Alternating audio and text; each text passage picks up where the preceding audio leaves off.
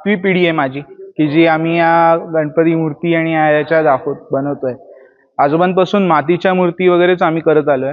पण जसा मध्ये एखादा काळ आला, पीओपीच्या मूर्ती, हलक्या मूर्ती हव्या आहेत, उंच उंच मूर्ती बनवायच्या आहेत, तर तो कुठेतरी एक नंतर भाग आम्हाला थोडासा खटकायला लागला, की पीओपीच्या मूर्तीचं थोडं विसर्जन म्हणा किंवा या गोष्टी नीट होत नाहीत.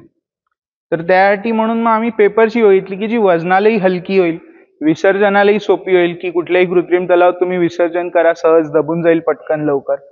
हा एक आम्ही उद्देश धरून चालू केलेला. साधारण आम्ही 2010 पासून पेपरच्या मूर्ती चालू केलेल्या आहेत. आज आता 15 वर्ष चालू आहेत. दर वर्षाला हे करताय, पण घडवण्याचा जो कार्य आहे ते कसं होतं ते त्याविषयी साधारण आता बघायला गेले एक मूर्ती आम्हाला बनवायला 15 ते 20 दिवस जातात. तर तो जो मेन पार्ट आहे एखाद्या मूर्तीचा किंवा तो आहे लेबरचाच हा कॉस्ट म्हणा आपण किंवा म्हणू, की बरेच लोक म्हणतात पेपरच्या मूर्ती महाग आहेत किंवा पीओपी पेक्षा महाग होतात, लगद्यापेक्षा महाग होतात. पण त्याचं रिझन तेच आहे की 15 दिवस एकच मूर्ती बनते. तिथेच आपण पीओपीचे बनवू तर 15 दिवसात 150 मूर्त्या रेडी होऊन जातील. तो एक मिनिट.